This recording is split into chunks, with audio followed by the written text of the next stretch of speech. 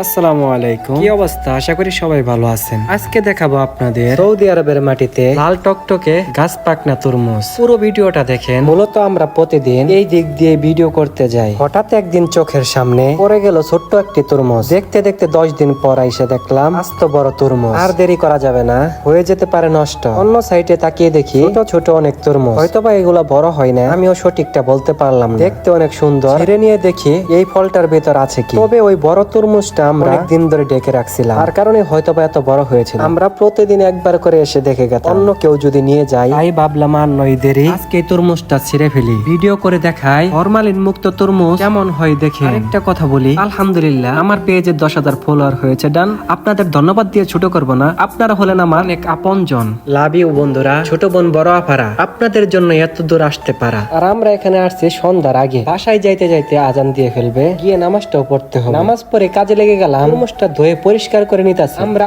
আদৌ জানি না তরমুজটা কেমন হবে, তবে যেমনই হোক তারপরও আমরা অনেক খুশি, কারণ এটা নিজের চোখের দেখা। 5 বছরের অভিজ্ঞতায় এমন দৃশ্য কখনো দেখি না, যেটা আজ দেখতে পারলাম। আর এই ছোট তরমুজটা কাটার চেষ্টা কিন্তু অনেক শক্ত থাকার কারণে কাটা যাচ্ছে না। তবে আমি একটু টেস্ট করে দেখবো এই ফলটা ছোট থাকলে কেমন লাগে। কিন্তু মুখে দেওয়ার পর বুঝতে পারলাম এটা এত তিতে, যার জন্য আমার দৌড় দেওয়া হয়েছে। সমস্যা নাই, তবু একটু অভিজ্ঞতা হলো এই ফলের সম্পর্কে। এখন আমরা তরমুজটি কাটবো। কেটে দেখলাম মাশাআল্লাহ এত লাল, আমি কখনো ভাবিনি এই তরমুজটি যে এরকম হবে। মাশাআল্লাহ বলে নেই আবারও, যে অর্ধেক কেটেছে এগুলাকে পিস পিস করে নেই। এখনো আমরা এটা মুখে দেইনি, জানি না এটার স্বাদ কেমন হবে। কথাই আছে না, বাহির থেকে ভিতর চিনা যায় না, ঠিক তেমনই এটা। আমরা কল্পনাও করিনি যে এই তরমুজটা এত মিষ্টি হবে। মাশাআল্লাহ, তবে আল্লাহর রহমত কোথায় আছে দেখছেন, কার রিজিক কোথায় কোন ছিলে হয়। তারপরেও যাক, আলহামদুলিল্লাহ, আল্লাহর দরবারে লাখ লাখ শুকরিয়া। ভিডিওটা দেখার জন্য ধন্যবাদ।